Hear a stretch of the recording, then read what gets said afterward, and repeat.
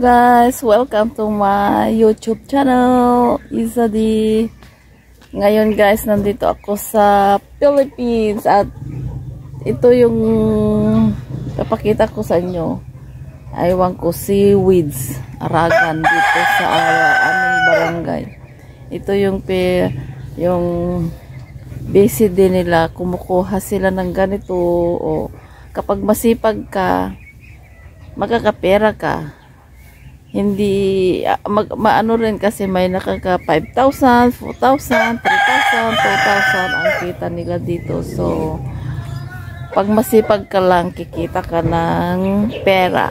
Yan, ito yung pinagkakaabalahan nila dito. Chinese ang bumibili nito. Aywan ko kung anong ginagawa nila to. It's a seaweeds guys, seaweeds. Aywan ko kung anong gagawin. Baka ito yung kinakain ng mga Chinese na seaweeds. Aywan. So, kung masipag ka, kikita ka.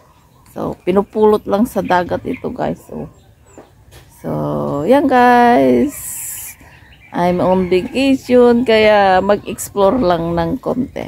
So, samahan niyo akong manood dito sa seaweeds farm ng Victoria. Pinupulot lang pala. So, let's watch guys.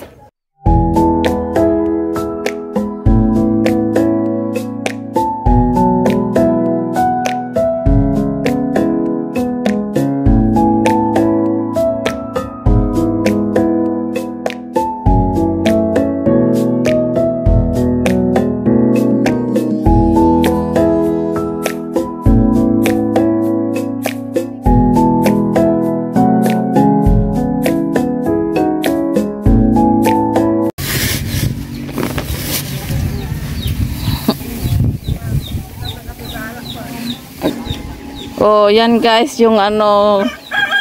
Ito dyan, aramidin na dito, barangay namin, tignan nyo, Ito ang kinukuha nila. Ito seaweed. So, isang sako-sako guys. Yan,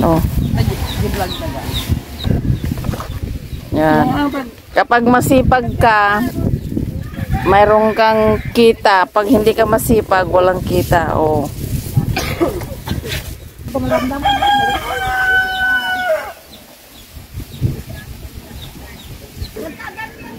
Ito yung fresh na seaweeds. Pinatutuyo. Yan. Yan yung fresh. Tapos pag natuyo, ganyan ang processing ng seaweeds dito. Tapos isasako. Yan. Wait, taste. Fresh na seaweeds.